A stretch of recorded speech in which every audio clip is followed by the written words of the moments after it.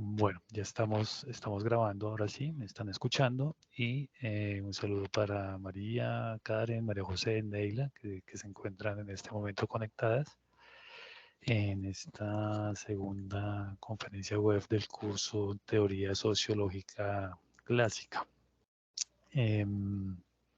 Bueno, nosotros hoy voy a poner la presentación, tenemos este tema. Que corresponde pues a la tercera tarea del curso, que se ha llamado Los matices de la acción social. Max Weber y George Herbert Mead, dos sociólogos, dos teóricos de contradicciones y posturas diferentes respecto a la acción social. La agenda que tenemos, o más bien como el orden de la presentación, es esta que ustedes están viendo acá.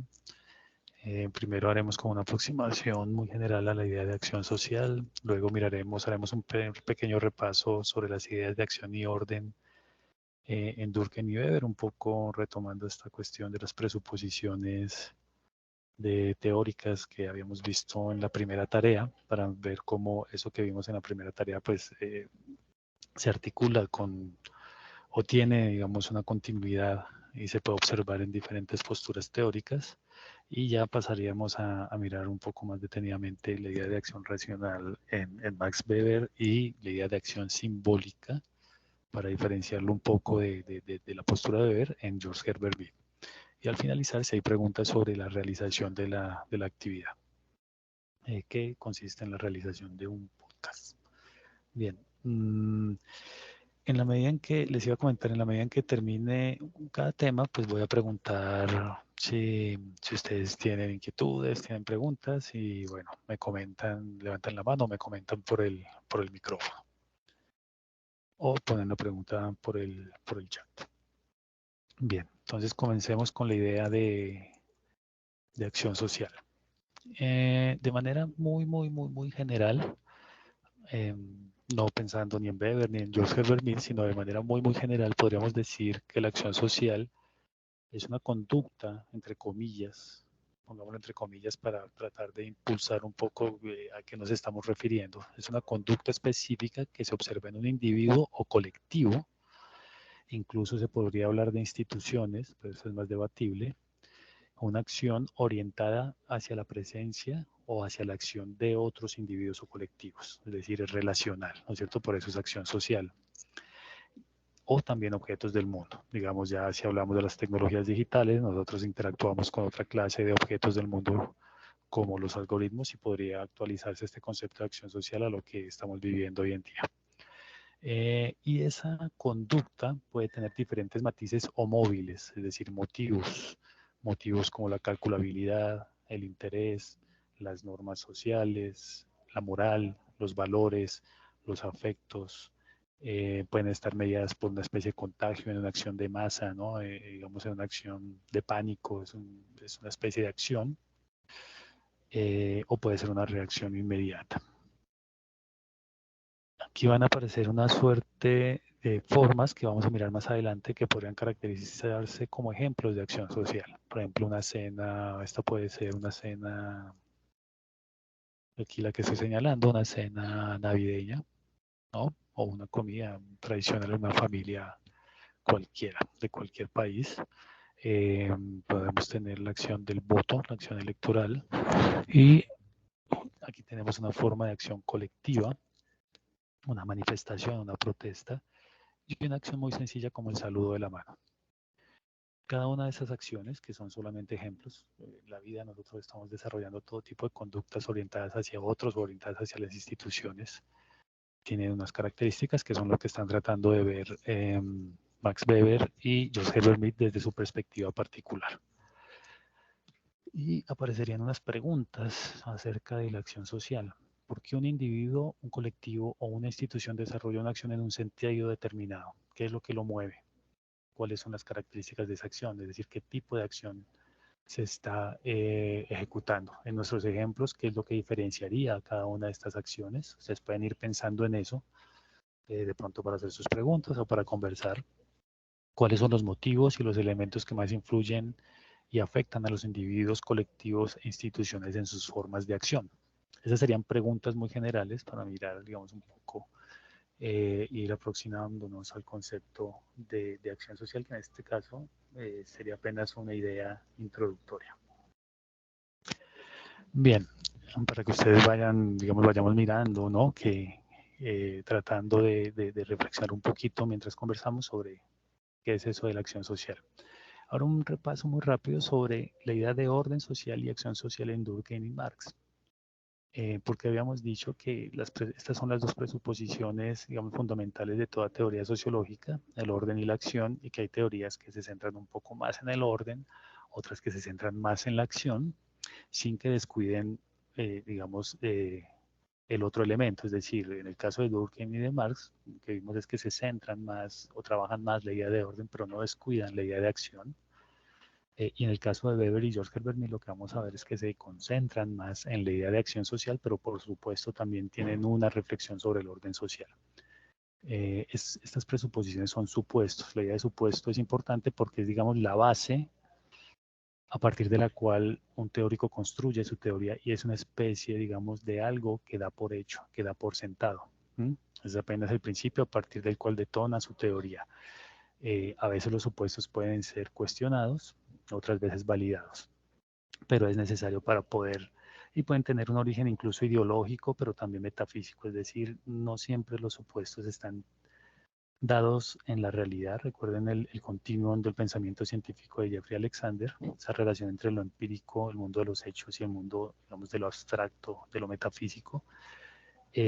Los supuestos están más centrados en el orden de lo metafísico. Son construcciones un tanto filosóficas que definen acerca de cómo se configura una realidad específica, una realidad social en nuestro caso. Bien, entonces hablaríamos de Durkheim, que decíamos centra mucho su teoría en la idea de orden social, y tiene, aquí hay una síntesis de lo que nosotros vimos con el tema de la división del trabajo, con su libro la división del trabajo social. Él tiene una idea de morfología social. Acuérdense que la división del trabajo es cómo se organiza una sociedad, cómo se diferencia, ¿no? Y para él eso va formando una cierta estructura social, una cierta forma, una cierta organización que es previa y que es externa al individuo, que no surge de la conciencia, sino que surge de diferentes segmentos sociales, de diferentes grupos, y que se impone a la vez sobre el individuo porque el individuo interioriza esa morfología social, que es una especie de organización de roles sociales, de actividades, de oficios que constituyen un rol, y que para él es el orden social y que se interioriza en el individuo quien reproduce ese orden social a través de procesos de socialización. La acción social en Durkheim no es tan central, sin embargo, existe una consideración de la acción social, pero esa acción social está condicionada por el orden social, es decir, la interiorización normativa, diría él, en este caso la acción social si hablamos del orden social, sería colectivista en el caso de Durkheim, es más o menos estructural su origen, su configuración, y si hablamos de la acción social, sería una especie de acción social normativa, un tanto simbólica en Durkheim, aunque no central en su análisis, y sería normativa porque son las normas respecto a los roles sociales, a cómo, digamos, adaptarse a la estructura de la sociedad, cómo reproducirla. Esos elementos se interiorizan a través de procesos de socialización que son normativos y son simbólicos, pero es el orden social el que se inscribe en la acción directamente y se expresa como la orientación de un sujeto, un actor, digamos, hacia un rol social determinado, que se interioriza a través de esos procesos de socialización, cuáles son las funciones de ese rol y los modos de desarrollar dicho rol que ya está previamente dado en el orden social. Para Marx, el orden social también está relacionado, recuerdo lo que vimos en la tarea anterior con la división del trabajo en la manufactura y la división en la sociedad general, es decir, ya la competencia capitalista, y la forma de que toma el modo de producción en un momento histórico dado configuraría una especie de estructura que se impone también sobre el individuo, es decir, esa estructura de la división manufacturera, de la división del trabajo en la manufactura, el lugar que ocupa un obrero en el proceso de producción es un lugar que está predestinado, previamente ordenado para él, y frente al cual el obrero no puede hacer absolutamente nada de acuerdo con Marx. Igual en la estructura de clases también, de acuerdo a la estructura de posesión de los medios de producción, el obrero y el burgués tienen un lugar en la estructura social que les define, digamos, sus orientaciones, les define su lugar en la sociedad y que es previo y también es externo al individuo, es decir, no se define a través de procesos de conciencia y de reflexión subjetiva, se impone sobre el individuo, recuerden ese tema de la alienación en la división del trabajo, y de alguna manera coacciona para Marx al individuo. La acción social no es central tampoco para Marx, salvo en el caso de sus reflexiones sobre la revolución obrera, aunque sin embargo esa revolución está determinada por algo que él llamaría la historia de la humanidad, que es una especie, se ha denominado el historicismo, que son, digamos, podría terminar siendo una especie de estructura dinámica que va configurando el lugar que ocupan los diferentes individuos y sujetos en la estructura social. Entonces, a medida que la historia va cambiando, pues digamos, surgen condiciones para la revolución, pero depende de esa estructura. Por tanto, la acción estaría condicionada por el orden social, que para el caso de Marx es colectivista, y la acción estaría más centrada en una acción de tipo racional, es decir, la revolución es una acción para Marx racional porque, digamos, recuerdan a Jeffrey Alexander, racional en el sentido de motivos y medios, porque, digamos, hay unos objetivos claros de transformar la sociedad con unos medios específicos, que son medios políticos, medios instrumentales, etc. Bien, eso está acá con el tema de Marx y Durkheim. No sé si aquí ustedes tengan una pregunta, alguna inquietud.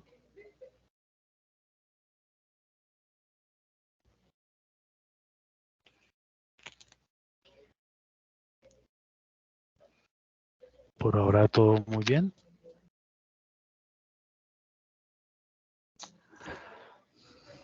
Bueno, listo, gracias Neila. Entonces voy a seguir compartiendo la presentación.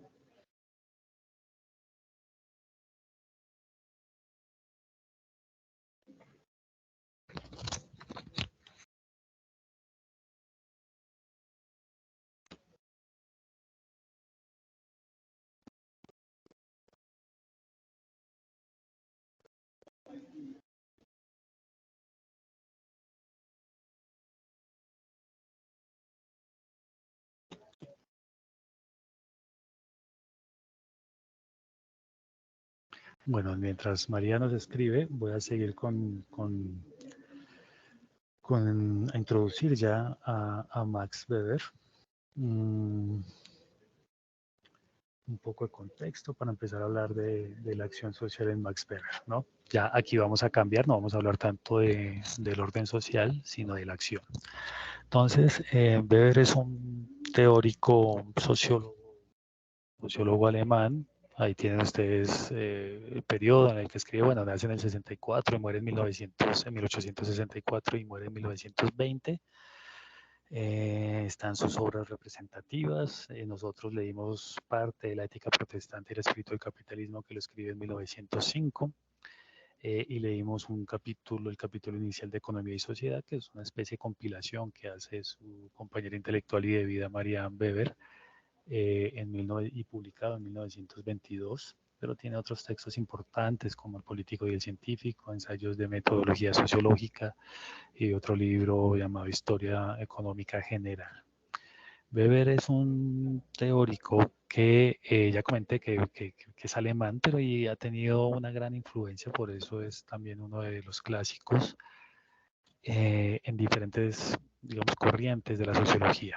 Introduce una especie de sociología que se llama sociología de la acción, por eso lo estamos viendo aquí en la acción social, que constituye toda una suerte de tendencias que ustedes van a mirar mucho más en los cursos de corrientes del pensamiento sociológico y en el curso de sociología contemporánea, por ejemplo, bueno, para dar un ejemplo nomás, la propuesta de Alain Touraine, que es una especie de sociología de la acción desde los movimientos sociales, tiene una cierta base planteada en Weber, aunque ya con desarrollos posteriores y más amplios.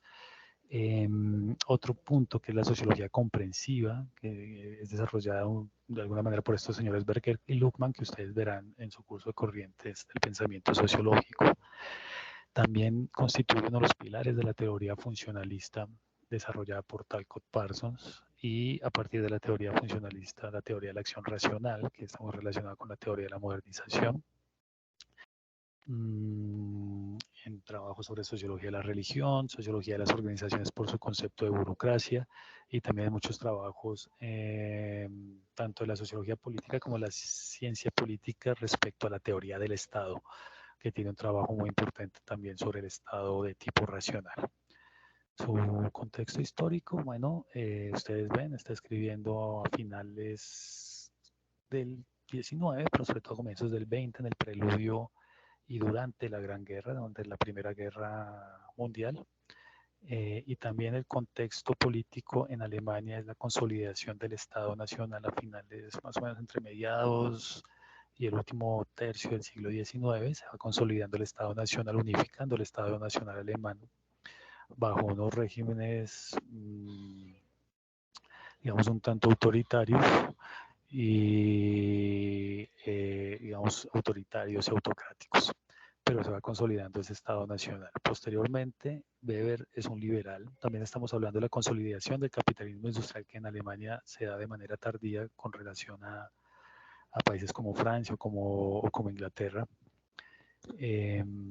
Y estamos viendo, digamos, también, pues Weber es un liberal que promueve el régimen parlamentario moderno en Alemania una vez finaliza la Gran Guerra. Es decir, una vez ya está unificado el Estado alemán, entra en crisis con la finalización de la Gran Guerra estos gobiernos autocráticos que se venían desarrollando, el gobierno de Bismarck y de Guillermo II, y se instaura una democracia liberal en Alemania, de lo cual Weber, digamos, es uno de sus impulsadores. Entonces, esta idea de que Weber es un liberal es importante para su idea, para su concepto de acción.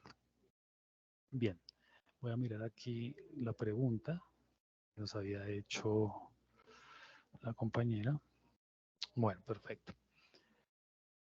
Bien, entonces sigamos con Weber. La idea de acción social en Weber. Entonces, hablaríamos de comprensión, por eso él instaura, o a partir de él se desarrollan estas tendencias de sociología de la acción y de sociología comprensiva. En esta diapositiva ustedes ven como, digamos, como alguna, vamos a hablar casi que de manera literal de las palabras que él utiliza. Para tratar, digamos, de esas palabras que pueden ser confusas, para tratar de aclarar un poco con ese concepto o esa idea general que comentamos al comienzo de la conferencia, para ir ya complejizándolo un poco con lo que piensa Max Weber respecto a la idea de acción social. Entonces, Weber, aquí estamos hablando del libro Economía y Sociedad, el primer capítulo, Conceptos Fundamentales. Él habla ahí de una definición de lo que es acción, ¿no? Y dice conducta humana enlazada a un sentido subjetivo. Es importante esta idea, ya habíamos hablado de la idea de conducta, pero la idea de sentido subjetivo, es decir, fíjense que aquí para él la acción es subjetiva. Aquí hay un presupuesto de su teoría.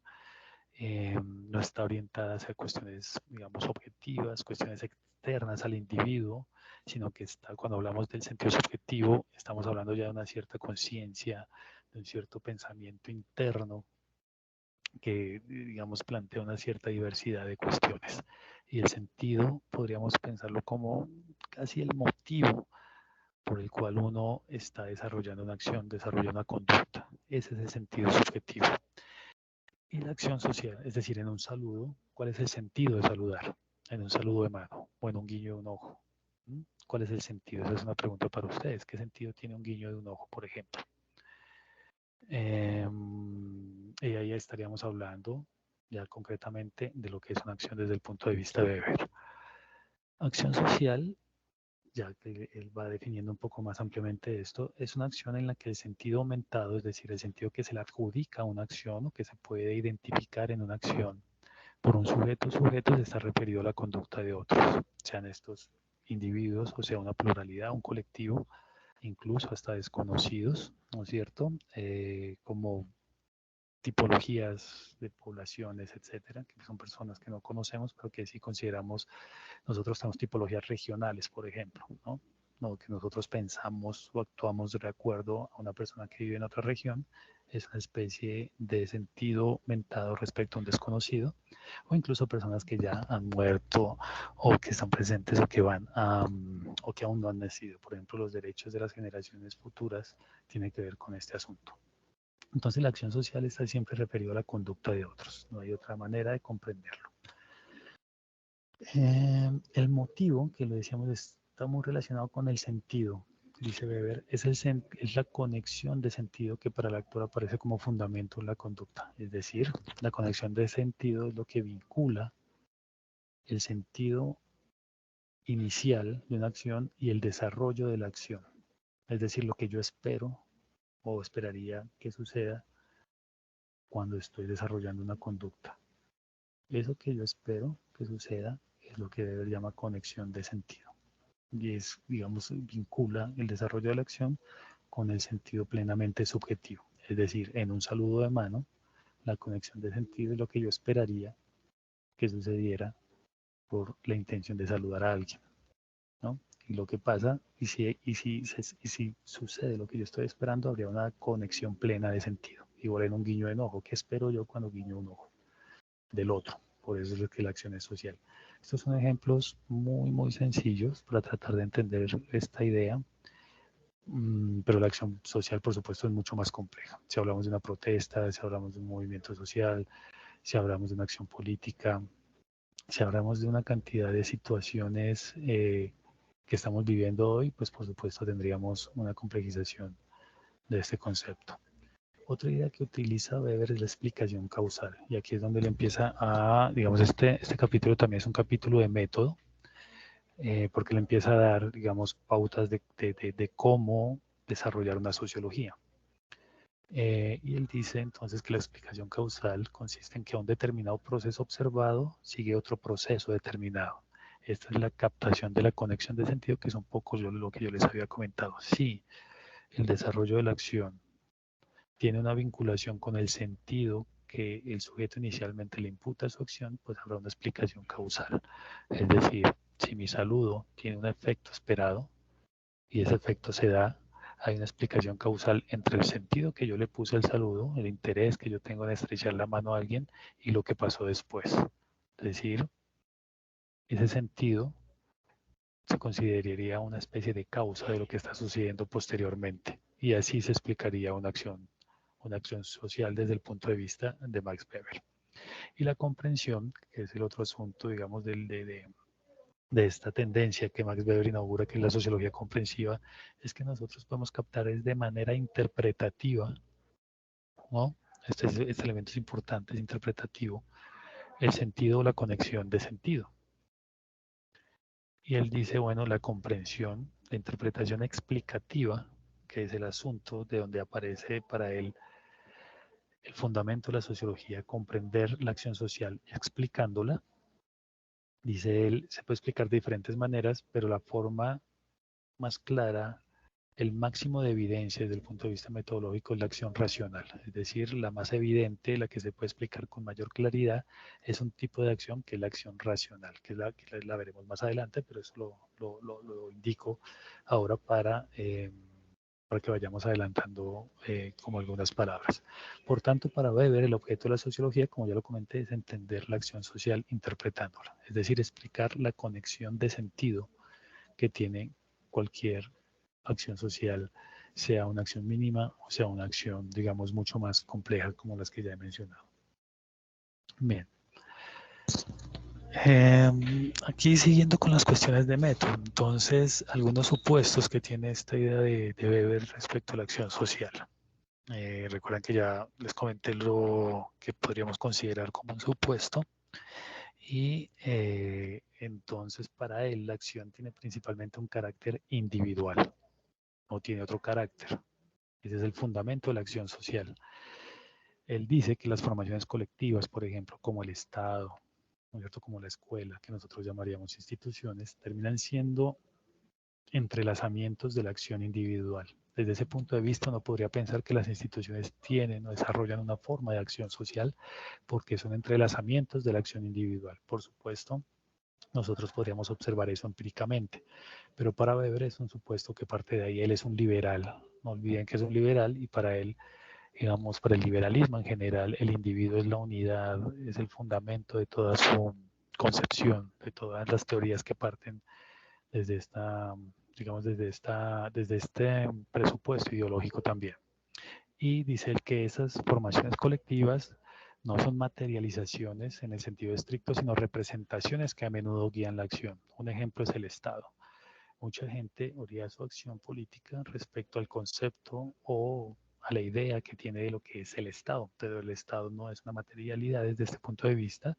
El Estado se configura por múltiples acciones individuales entrelazadas y nosotros guiamos nuestra acción política respecto a lo que pensamos del Estado. Si consideramos que el Estado es una institución que protege, pues tendremos una concepción y orientaremos nuestra acción política de alguna manera. Si consideramos, si nuestra representación es que el Estado es un Estado, no sé, explotador o maltratador o violento, pues también tendremos otra forma de actuar. Bien, la idea de sentido. El sentido, dice Weber, existe en cuatro formas. Una, dice él, como un hecho absolutamente empírico, es decir, en el momento presente, en el momento actual. En este momento, en esta webconferencia, hay un sentido. Yo como docente que está dando la web, tengo un sentido para hacer esta web y ustedes como estudiantes tienen otro sentido. Y en esta manera hay una conexión de sentido entre ustedes, entre nosotros, todos nosotros que estamos involucrados en esta situación presente. Pero también se puede estudiar de manera histórica, indicando cuáles son esas conexiones de sentido que han producido, por ejemplo, una revolución política, una revolución industrial, que han producido una movilización política específica, que han producido una transformación cultural en décadas pasadas. Otra forma en que se da el sentido es como promedio, y este es un elemento importante porque aquí Weber introduce un poco el saber de la estadística para mostrar que el promedio, es decir, la media, lo que puede estudiar sociología son las acciones medias, son las acciones promedio, las acciones regulares, las regularidades. Las acciones que no son regulares, que no conformarían regularidades, para Weber, desde el punto de vista metodológico, no serían el objeto de la sociología. Y este es un elemento importante porque las sociologías contemporáneas, como por ejemplo la postura de Foucault, va a plantear un elemento totalmente diferente, ¿no? No van a ser las acciones, las regularidades, sino lo que se sale de la norma, lo que podría ser el objeto de la teoría social. Y el otro elemento es construido, el del sentido es construido como un tipo ideal. Esta idea de tipo ideal es un elemento importante en la teoría de Weber, porque es uno de sus aportes fundamentales desde el punto de vista teórico y metodológico, que es un tipo ideal, es una construcción, digamos, teórica. Un ejemplo para decir, en Colombia se utilizaban en el siglo XIX las tipologías poblacionales, aún hoy las utilizamos más desde los estereotipos, pero las tipologías, la tipología del cachaco, el tipo poblacional cachaco, el tipo poblacional costeño, el tipo poblacional del sur, son construcciones que no se dan en la realidad, no tienen una base empírica directamente relacionada, sino que se construyen como un modelo. Es un modelo de lo que pasa en la realidad. Y Weber construye conceptos, por ejemplo, del Estado. Él construye un concepto, una forma de Estado como un tipo ideal, que es un modelo, o construye el concepto de burocracia también, el concepto de dominación, varios que él va construyendo, con los cuales, digamos, él construye herramientas o constituyen herramientas metodológicas para poder interpretar las acciones empíricas. Entonces, ¿qué sería un tipo ideal? Son construcciones de sentido, del sentido de la acción, que desde el punto de vista racional con arreglo a fines, cuando hablamos racional con arreglo a fines, son acciones que están mediadas por la calculabilidad, por los fines y los medios, cuál es el mejor medio posible para obtener un fin, que de acuerdo con lo que podría ser el mejor medio posible con arreglo a un fin, podrían, a partir de ahí, se construye un modelo de cómo podría desarrollarse la acción. Entonces Weber construye un concepto de burocracia que es una burocracia racional desde el punto de vista con arreglo y fines.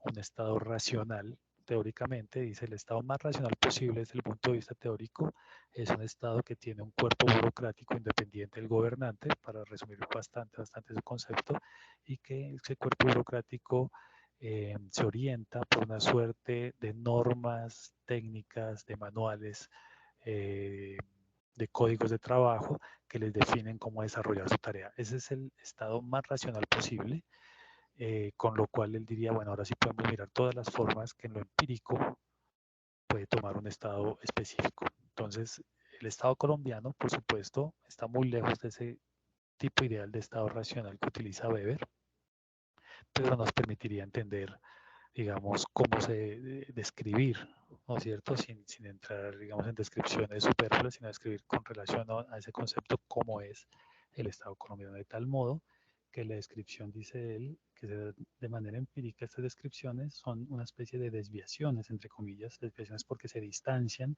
del modelo teórico, del concepto teórico construido a partir de la idea de lo más racional posible que pudiera existir. Más adelante vamos a ver los tipos de acción social para entender un poquito más el tipo, que es un tipo ideal. Bien, entonces él decía que solamente, aquí un poquito para repetir el objeto de la sociología, tan solo aquellas regularidades estadísticas es lo que, del sentido de la acción, es lo que podría ser comprensible y que podrían constituirse en leyes sociológicas, es decir, que podría ser el objeto de la sociología. Bueno. No sé si hasta acá hay alguna inquietud, pregunta para continuar.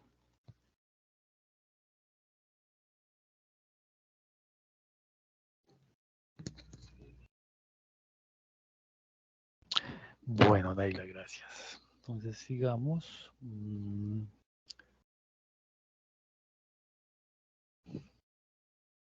Bien, entonces tenemos, vamos a ver si nos alcanza el tiempo. Seguimos con economía y sociedad, los tipos de acción social para Weber. Weber desarrolla o construye, más bien construye, acuérdense el tipo ideal, ¿no? Son 4 tipos de acción social, los construye como modelos. Es decir, que ninguno de estos tipos se da de manera, como él la llama, literalmente de manera pura en la realidad. En la realidad nunca vamos a encontrar una acción absolutamente racional, una acción absolutamente afectiva, sino que en la realidad vamos a mirar una combinación de formas de acción. Si pensamos en los ejemplos que colocamos en la primera parte de la conversación, cada uno de esos ejemplos no constituyen un tipo, sino que en esos ejemplos vamos a encontrar diferentes, posiblemente con la investigación empírica o la reflexión empírica, encontraremos diferentes tipos de acción social. Entonces, los 4 tipos de acción social, la que más desarrolla Weber es la acción racional con arreglo a fines. Y es la que más, a pesar de que él desarrolla una sociología comprensiva, en realidad toda su teoría estuvo muy centrada en la acción racional con arreglo a fines, que es por lo que más se le conoce desde, digamos, un poco la idea de racionalización. Él concibe la modernidad como un constante proceso de racionalización. Cuando decíamos con arreglo a fines, es sopesar los medios y fines de una acción. ¿Cuáles son los mejores medios que yo considero para obtener un fin determinado? Ese es el primer tipo de acción social, que era la que les comentaba respecto al Estado, la burocracia. El otro es la acción racional con arreglo a valores, que es una acción orientada por un valor específico. Un valor, digamos, es una consideración fuerte, una idea fuerte por la cual uno orienta su acción, ¿no es cierto? La moral, la religión está llena de valores, la democracia es una especie de valor, si uno lo considera como una idea fuerte que conforma parte, digamos, del existir de uno mismo, del lugar en la sociedad. Y es una acción orientada y racional porque de alguna manera tiene una cierta conciencia de que existe ese valor y está orientada por ese valor, pero no se sopesa el curso de la acción, es decir, no quiero obtener un fin específico, sino que el móvil es propiamente el valor en sí mismo. No se sopesa el curso de la acción, simplemente yo lo hago porque considero que es algo valioso para mí, para mi colectivo, para mi comunidad, para mi país, etc. La acción afectiva, que podría ser una especie de acción afectiva, emocional, en digamos, en las movilizaciones sociales se mueven muchas emociones. Hay un tipo, también por supuesto se mueven los otros tipos de acción, pero para dar el ejemplo, se mueven muchos tipos de acciones emocionales, ¿no? La política también es un asunto de emociones y de afectos. Y la acción tradicional, que podría ser ese tipo de acción orientada por ciertas pautas, pautas de la acción que han estado siempre ahí, y que uno simplemente las desarrolla porque forman parte de la tradición familiar o de la tradición del país, en fin. Bueno, aquí dos ejemplos, dos cositas cortas. Relación social, una cosa es la acción social y otra la relación social, pero por supuesto están relacionadas. Dice Weber, hay relación social cuando la acción social es recíproca. Y reciprocidad no indica ningún tipo de igualdad entre las partes, sino que, digamos, si hay una suerte de doble vía en la acción. Es decir, cuando yo recibo una respuesta mediada por mi sentido, el sentido inicial que yo le adjudiqué a mi conducta, y recibo una respuesta, pues ahí encontraremos una relación social. Posiblemente, digamos, yo le estrecho la mano, le extiendo la mano a alguien. Ahí hay una acción social, para mirar la diferencia, hay una acción social porque tiene un sentido orientado hacia otro, pero probablemente no me devuelvan el saludo. A lo mejor ahí no hay una relación social. Si lo pensamos de una manera muy, digamos, sencilla. Aunque el no saludar también es una reciprocidad, en fin.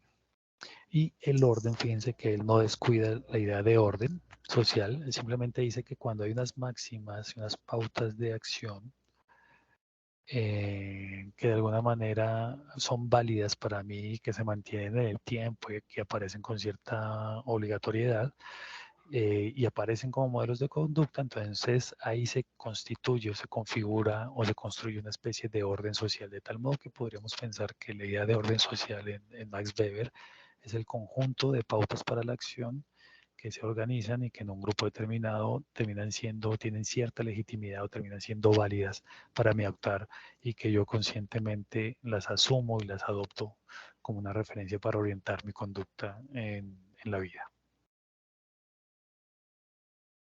Entonces aquí tenemos los ejemplos que estamos planteando, ¿no? Una cena navideña. ¿Qué tipo eh, de acción les preguntaría? Y si quieren responderme, me van comentando por el micrófono si es posible. ¿Qué tipo de acción encontrarían ustedes en una cena navideña, por ejemplo?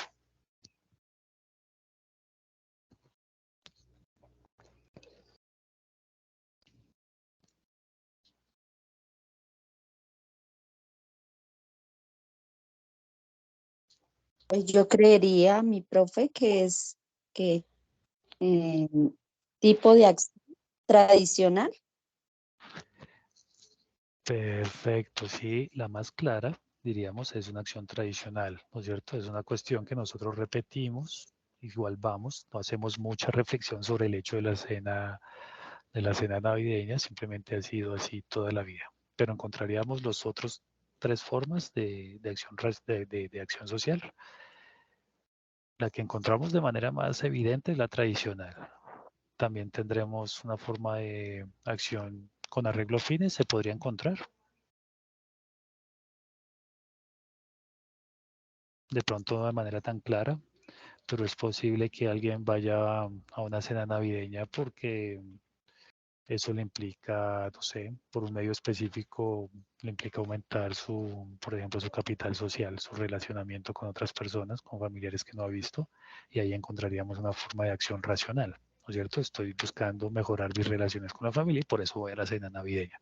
De pronto no me orienta la tradición, sino me orienta más bien esa calculabilidad respecto a mi vida. Fíjense que ahí encontramos también el otro tipo de acción, de manera no tan clara, pero está ahí. Racional con arreglo a valores, si en realidad, digamos, la Navidad constituye para mí un valor muy fuerte de, no sé, de reconciliación, de solidaridad, de integración familiar, ahí encontraríamos una acción racional con arreglo a valores que es diferente a la tradicional. Fíjense que en la tradicional yo lo hago no porque considere que la Navidad sea un valor para mí, sino simplemente porque se hace cada año. Y la acción afectiva probablemente trata de encontrar alguna forma de afecto, ¿no? De recargar alguna forma de emoción colectiva en esa clase de ritual. Y probablemente uno lo que busque es calor humano o algo parecido en una cena navideña. Probablemente todas se encuentren, fíjense, este es el ejemplo de cómo se diferencia un tipo de acción respecto a lo que pasa en la realidad. Si nosotros encontramos que el tipo de acción más, lo analizamos desde el tipo de acción social tradicional, veríamos que tanto se distancia una cena navideña, ya analizada empíricamente, de esta idea de acción tradicional. Perdón un momento. Entonces, ese sería el modo, digamos, como Weber analiza las sociedades. Bien, en nuestro siguiente ejemplo, el voto, nuestra democracia electoral. ¿Qué clase de acción encuentran ustedes de manera más clara allí?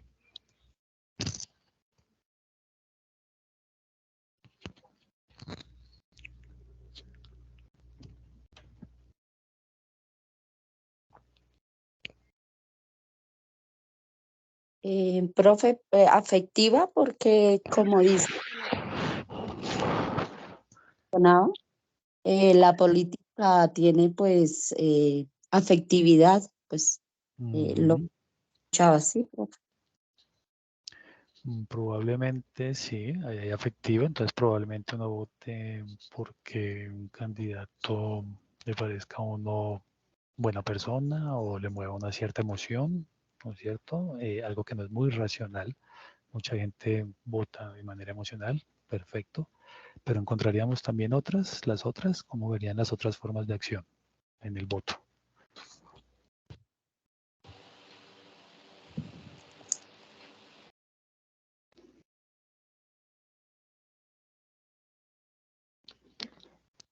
Profe, yo diría que racional con arreglo a fines, porque uno vota es con el fin a qué candidato quede, ¿no? Perfecto, entonces también se puede observar eso en el voto, en una misma persona.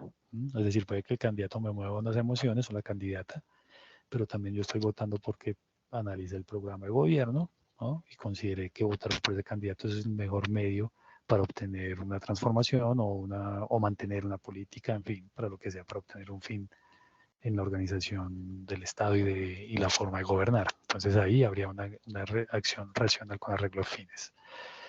De las otras encontraríamos tradicional y con arreglo a valores.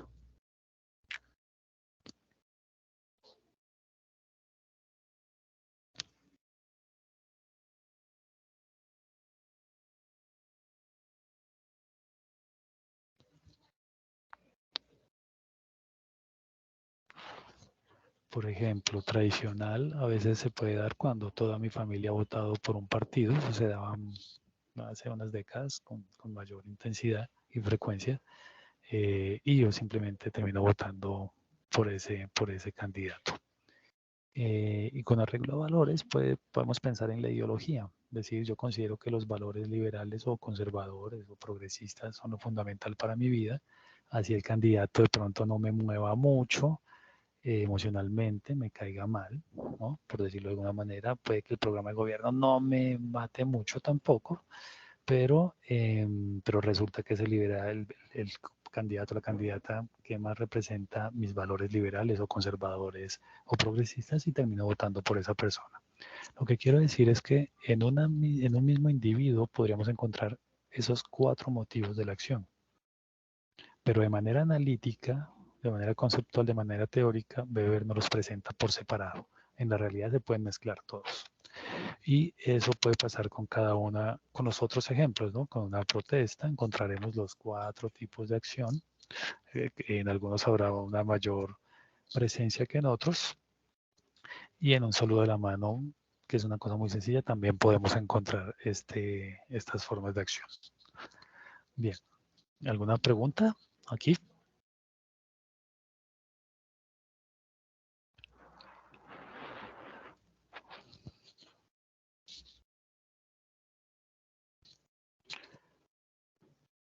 Bueno, entonces continúo. Bueno, entonces con esto terminaríamos esta primera parte de los conceptos fundamentales de economía y sociedad y porque se nos está pasando el tiempo y quisiera entrar rápidamente a George Herbert Mead, miraremos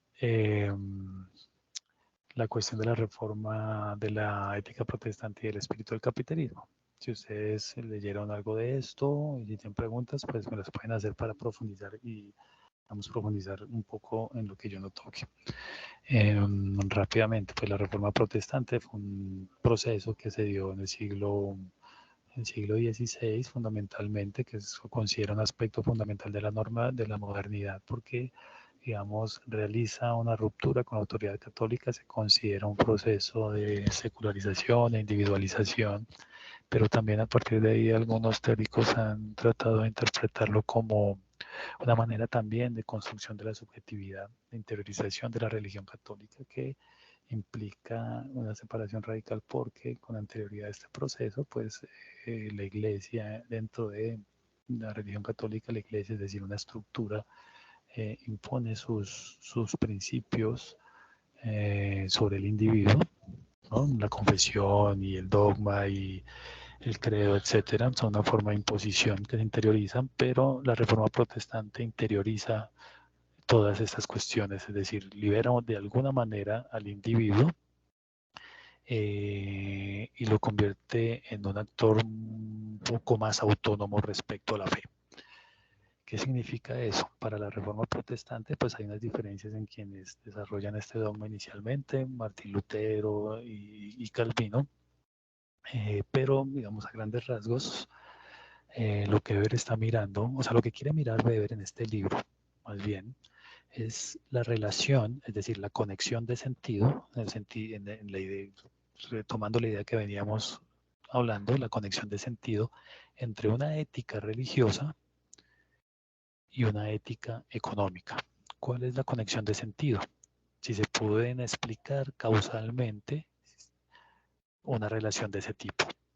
Y aquí hay una diferencia con el marxismo, porque para Marx, digamos, el materialismo, la infraestructura económica, la división del trabajo de alguna manera, determina las ideas de una sociedad en un momento histórico dado. Es decir, es una postura materialista. Su presupuesto es materialista. Weber está tratando de mostrar una relación inversa, cómo las ideas no están determinadas solamente por la estructura económica y material, sino que las ideas también influyen sobre las formas económicas, es decir, le da una vuelta desde este punto de vista a Marx. Entonces, repito, está tratando de mostrar la relación entre una ética religiosa, en este caso la ética protestante, y una forma específica de ética económica, una forma específica de capitalismo. Y él lo que está viendo en su libro, él observa hay una constatación. Él observa que en muchos de los burgueses de los Países Bajos y de Suiza, en muchas de estas personas en Holanda y Suiza, que son burgueses que tienen una gran acumulación de capital, practican la ética protestante. A partir de esa constatación, él se pregunta, bueno, ¿y por qué? ¿No es cierto? ¿Qué relación hay entonces? Y se dedica a estudiar en qué consiste la ética protestante. La ética protestante tiene, digamos, aquí como dos elementos centrales. Uno, la predestinación, es decir, que nosotros tenemos nuestro lugar en el mundo, de acuerdo a la ética protestante, está ya adjudicado. Es decir, si yo fuera protestante, mi lugar como profesor o como docente sería un acto de Dios y yo estoy predestinado a eso. Por tanto, entrar en la gracia de Dios, que es uno de los asuntos fundamentales de la religión católica, para entrar en la gracia, tener ese lugar como docente y cada una de nuestras profesiones es una expresión de la gracia de Dios desde este punto de vista. Es decir, yo ya estoy en la gracia de Dios porque fui predestinado para desarrollar un oficio, una profesión. Profesión viene de profesar un oficio, un trabajo.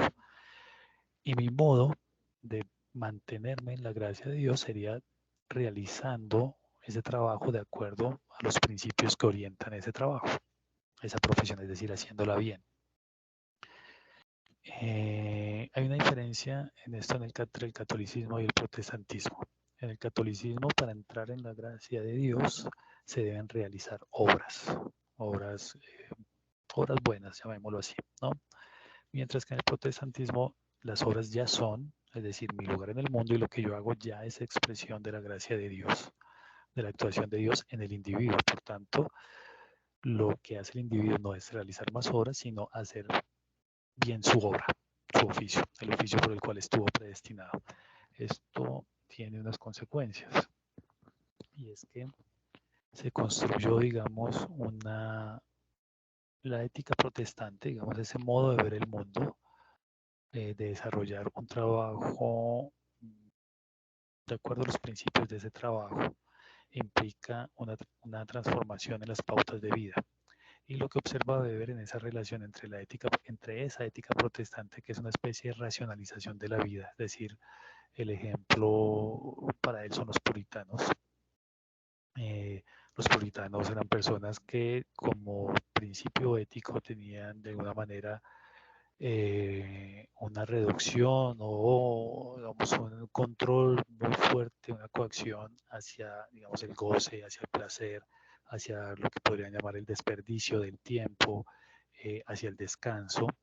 Entonces se empieza a plantear desde el punto de vista, hacer bien el trabajo implica hacer un uso racional de la riqueza, no desperdiciarla, porque despilfarrarlo va en contra de la labor que Dios me habría dado.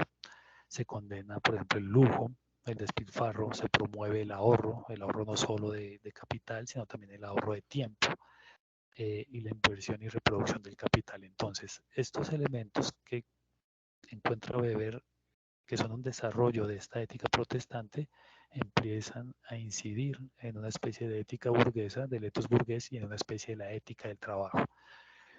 Cuando todos nosotros de alguna manera estamos pensando en que el trabajo dignifica al ser humano, en que hay unos reglamentos de trabajo, en que tengo que llegar, claro, hay unos reglamentos de trabajo que nos coaccionan, pero de alguna manera estamos interiorizados o hemos interiorizado ya una especie de ethos burgués que desde el punto de vista de Weber vendría de la relación entre esa ética protestante que permitió, digamos, un desarrollo específico de una ética burguesa y de una ética económica que definió un modo específico también de capitalismo, que era el capitalismo dado en Suiza y el capitalismo en los Países Bajos. Bien, los efectos son de alguna manera una especie de metodización de la vida en general. Para poner el ejemplo, si ustedes hacen una especie de lista con el tiempo que le van a destinar a cada tarea diaria, ¿no es cierto?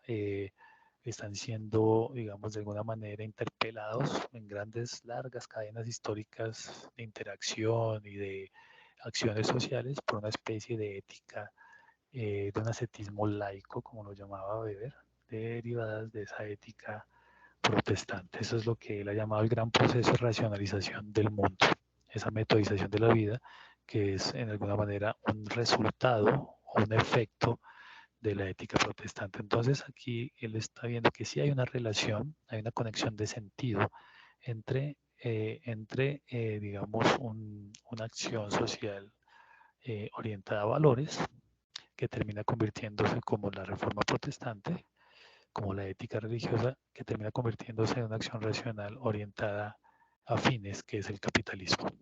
Y eso en un proceso histórico. Bien. Aquí terminaríamos una cuestión de Max Weber. Entonces, si aquí hay preguntas, aprovechemos para hacerlas.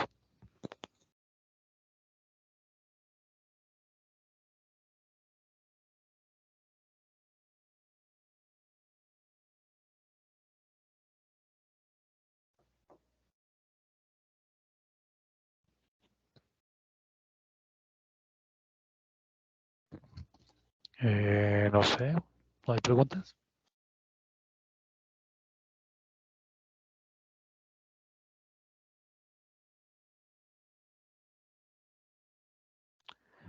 Bueno, entonces, perfecto, gracias. Cambiemos un poco.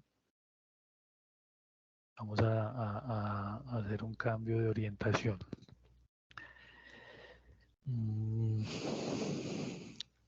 Digamos que podríamos representar a Max Weber como el promotor de la acción racional con arreglo a fines, en general de la acción racional.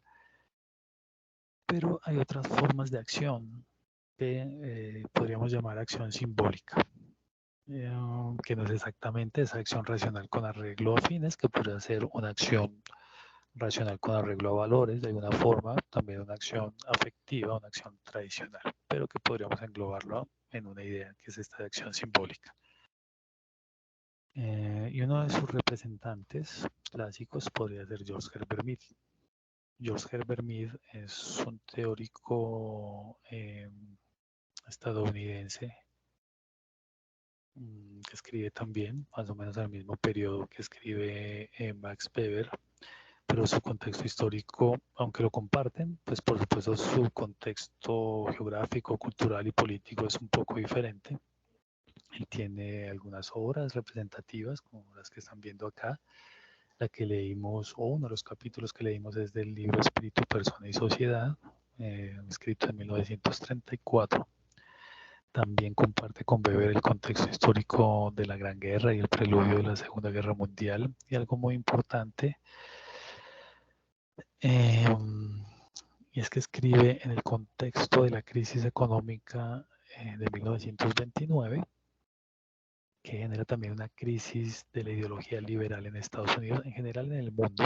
Entra en crisis, por eso aparecen los regímenes totalitarios, aparece el nazismo, el fascismo, como consecuencias, como detonadores también y consecuencias de la Primera y de la Segunda Guerra Mundial y de la crisis económica del 29. Y hay una crisis general de la idea del liberalismo en Estados Unidos. Entonces, Herbert Mead también es un liberal, y lo que busca, un poco con su teoría, que son, fíjense aquí es donde aparecen sus presupuestos ideológicos, o sus fundamentos ideológicos, es recuperar o reconstruir el liberalismo norteamericano. Esta idea de un individuo libre, autónomo, ¿no es cierto?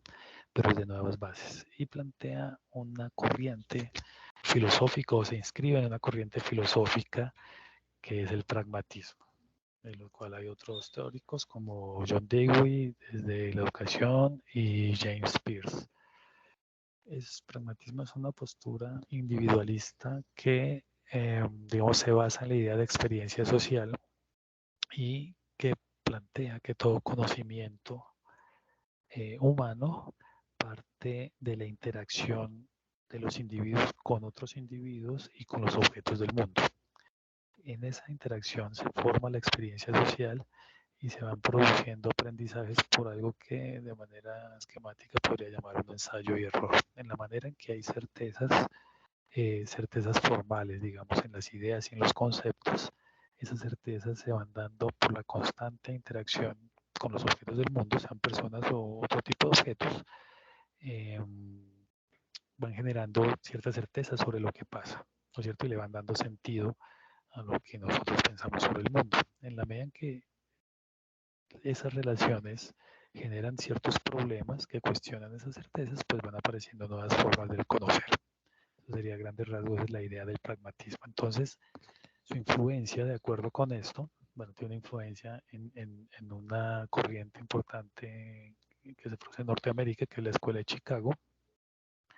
Tiene influencia en las teorías del lenguaje y los sistemas simbólicos, y por su idea de la interacción social ha influenciado o, digamos, sirvió de base para la construcción de una corriente sociológica también norteamericana que se llama el interaccionismo simbólico, cuyos representantes más notables o por lo menos más clásicos son Herbert Blumer y Irving Goffman. A Goffman lo van a leer ustedes en Corrientes del Pensamiento Sociológico, y que plantea, digamos, una especie de sociología desde el punto de vista micro, de las pequeñas situaciones y no de las situaciones macrosociales como eran las teorías de Max Weber o de Durkheim o de Marx. Entonces, como plantea esa idea de experiencia e interacción, se desarrolla en espacios microsociales y su perspectiva de análisis es microsociológica. Genera una especie de discusiones, se puede, digamos, el interaccionismo simbólico y la Escuela de Chicago son escuelas que entran en una especie de debate con el funcionalismo de Talcott Parsons, con la teoría funcionalista, que la vamos a ver al finalizar de este curso, que fue la teoría dominante en los años de posguerra, y ha inspirado nuevas perspectivas en este momento, digamos, en Europa, como el neopragmatismo, las teorías de la experiencia social en Francia y teorías, digamos, de la contingencia y de la creatividad de la acción. Ese es como el contexto de George Herbert Mead. Bien, George Herbert Mead tiene unas palabras también. Vamos a hacer lo mismo que hicimos con Weber, la idea de persona, que es el self, que entenderíamos por acción simbólica, para tratar de mirar qué es lo que él está pensando en lo que nos queda ya de, digamos, una media hora. ¿Qué concibes por persona?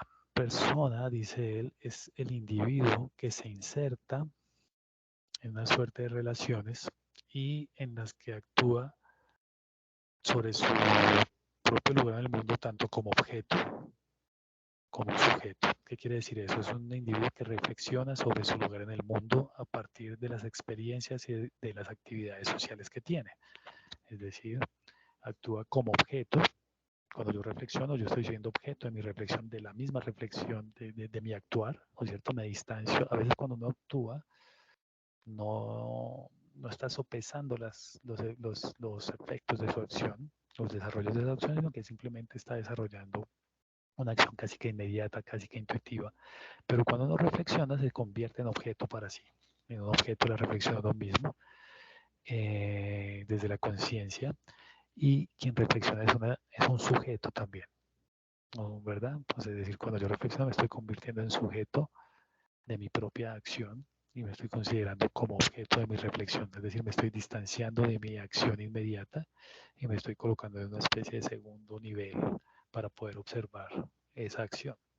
Entonces, para George Herbert Mead, en la experiencia social, en la interacción, todos nosotros estamos siendo objeto y sujeto al mismo tiempo de nuestra conducta. En la medida en que hacemos eso, nos estamos constituyendo como personas, como sí mismo o como self, como él lo llama.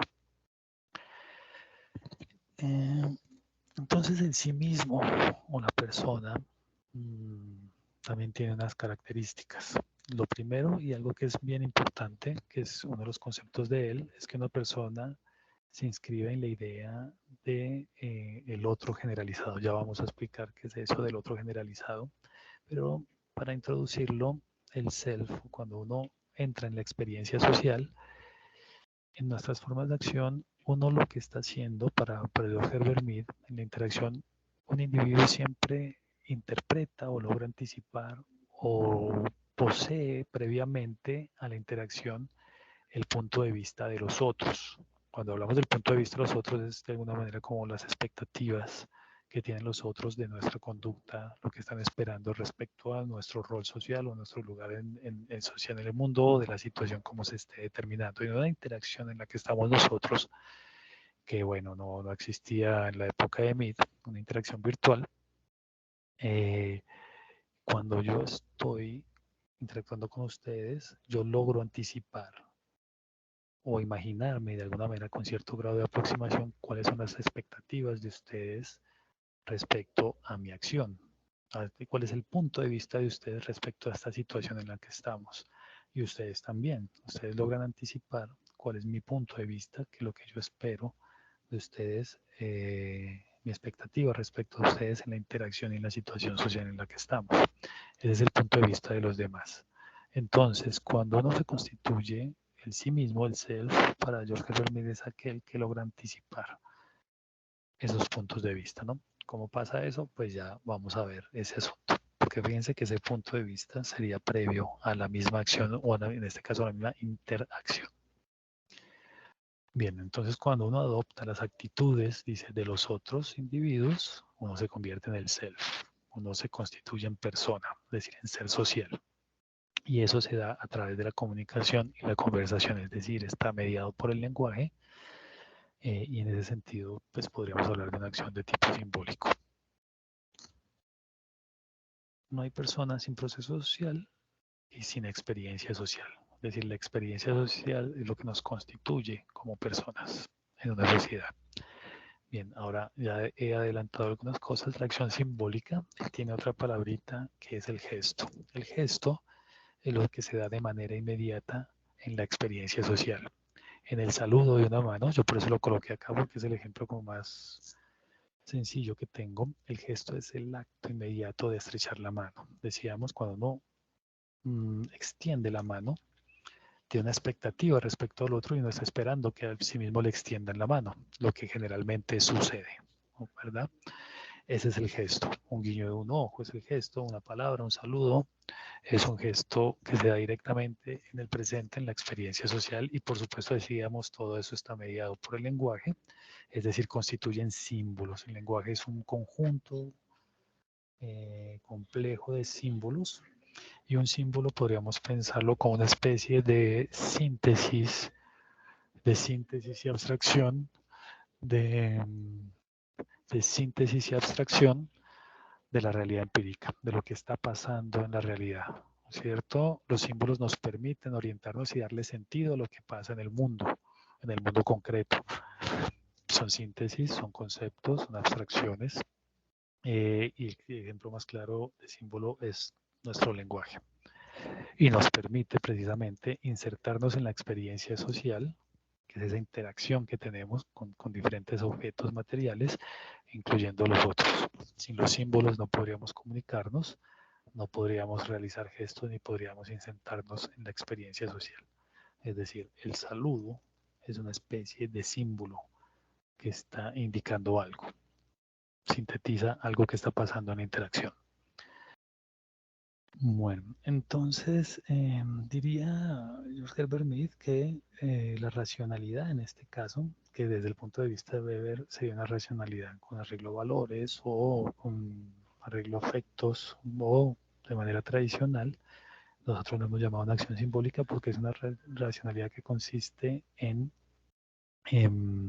una reacción compartida que está mediada por esos símbolos compartidos que a la vez son universales dentro de una cultura específica y que nos proporcionan, ese sistema simbólico nos proporciona un contexto, dice textualmente Mead, un contexto socialmente estructurado que precede a la acción. Esto ya lo había comentado hace algún momento.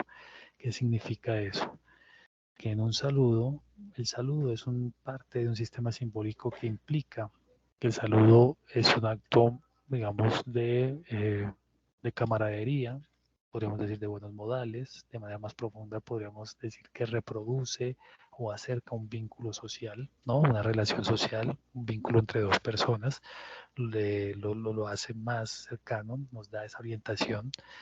Y cuando nosotros vamos a saludar, ya tenemos ese contexto del saludo, de lo que implica un saludo, lo tenemos previamente a nuestro acto de saludar, ¿verdad? Entonces aquí de alguna manera hay una idea en George Herbert Mead de algo que es anterior a la misma acción y que nos proporciona esas orientaciones y que es el sistema simbólico. Bien. Para Herbert Mead, ese sistema simbólico es lo que él llama el otro generalizado. Hay dos tipos de otro. El otro concreto, que es aquel a quien yo le estrecho la mano, en este caso, nuestro ejemplo, en el momento inmediato, y el otro generalizado es una especie de abstracción. El otro generalizado, en este caso, en el momento de estrechar la mano, es, por ejemplo, la necesidad de integración de una sociedad específica a través de esos rituales cercanos. Es decir, puede ser un rol social, es un otro generalizado. Cuando nosotros estamos en esta situación concreta de una conferencia web, hay un otro concreto. Para el caso de ustedes, yo soy el otro concreto y en el caso mío, ustedes son el otro concreto, pero hay un otro generalizado. El otro generalizado es el estudiante o la estudiante, el tipo estudiante, ¿no? Ese rol de estudiante y el rol docente, que no soy yo ni son ustedes, sino que es una abstracción simbólica de lo que sintetiza lo que se espera de cada uno de esos roles. Entonces, en una interacción existen esos dos elementos.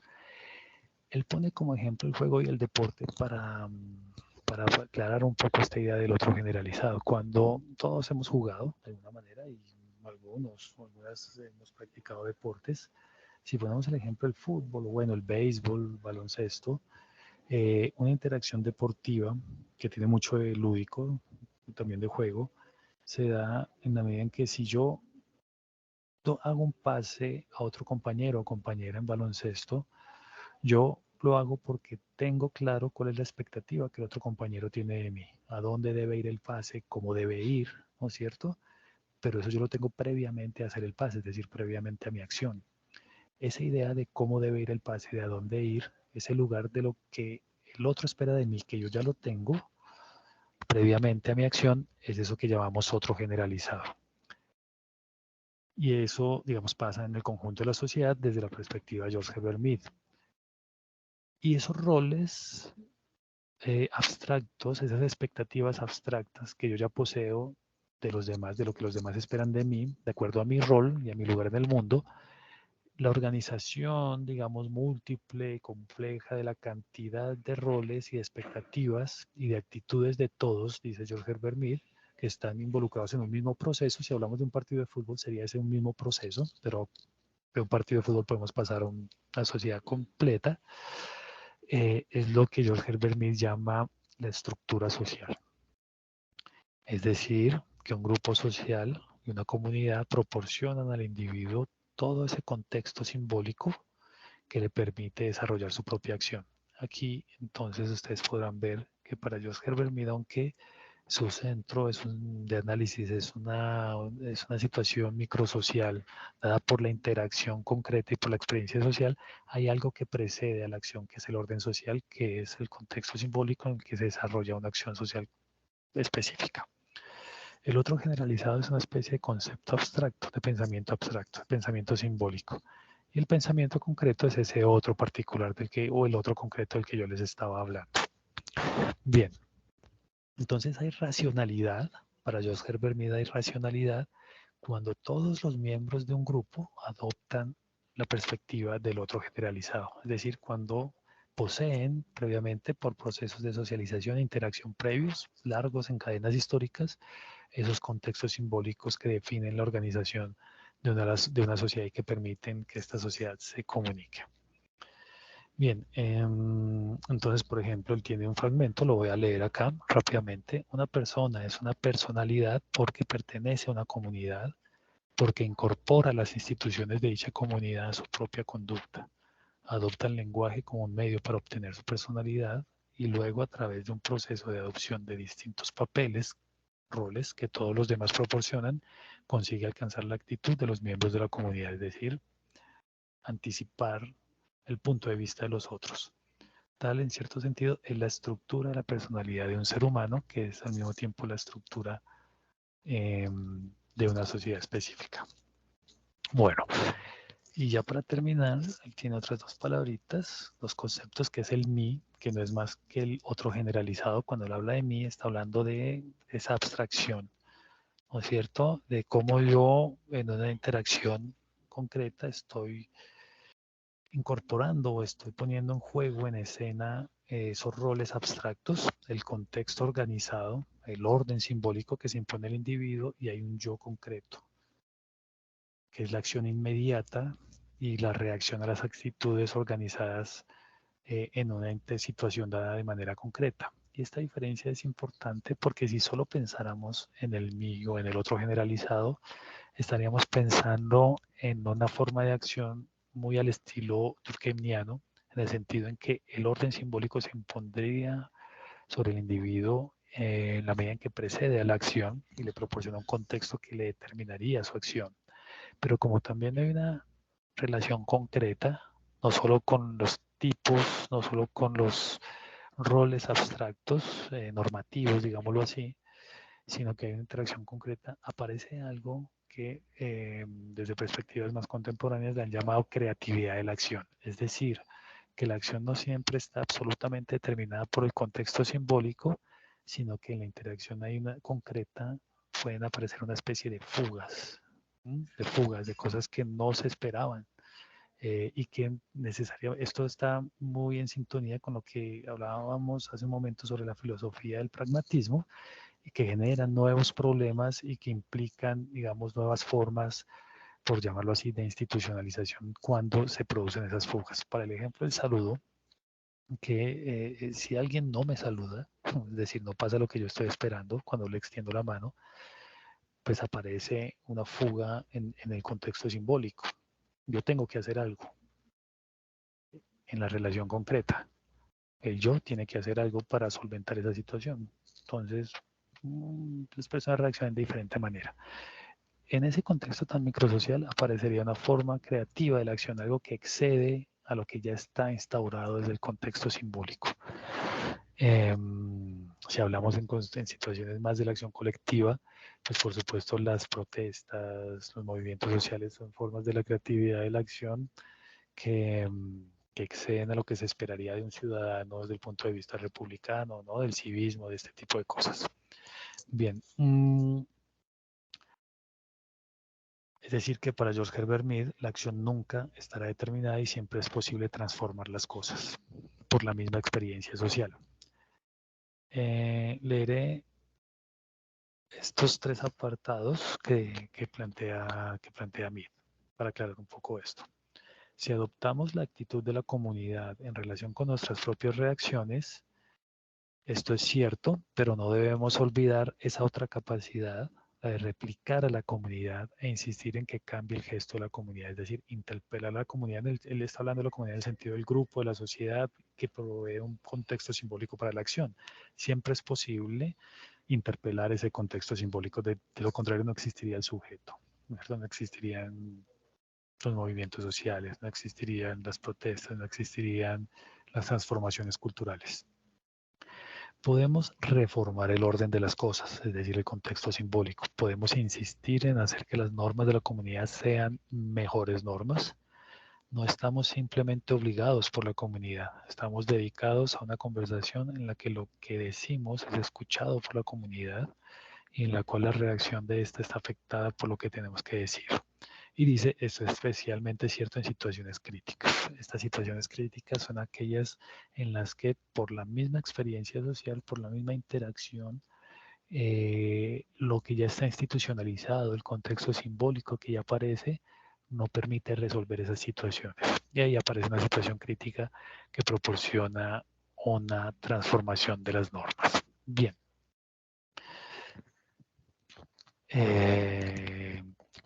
Ya con esto terminamos los temas de Mead. Weber, pues espero que sirva para lo que queda de esta tarea. Si ustedes tienen preguntas, pues me pueden comentar inmediatamente. También sobre la forma de hacer la actividad, ¿no? Del podcast, si tienen preguntas o sobre lo que ya hemos hablado, pues sí las escucho.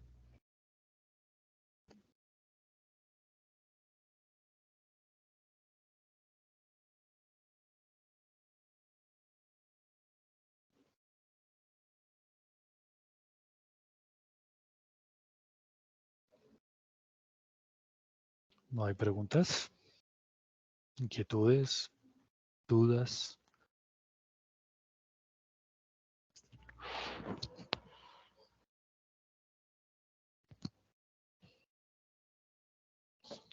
Bueno, muy bien. Entonces creo que podemos dar por terminada esta segunda conferencia web. Insisto, ojalá sea de ayuda para ustedes para rematar esta tarea 3 que tenemos, que ya ha sido claro. Y bueno, nos vemos en nuestros foros, en nuestras interacciones sincrónicas, asincrónicas y en la siguiente conferencia web. Entonces, muchas gracias y que les vaya muy bien.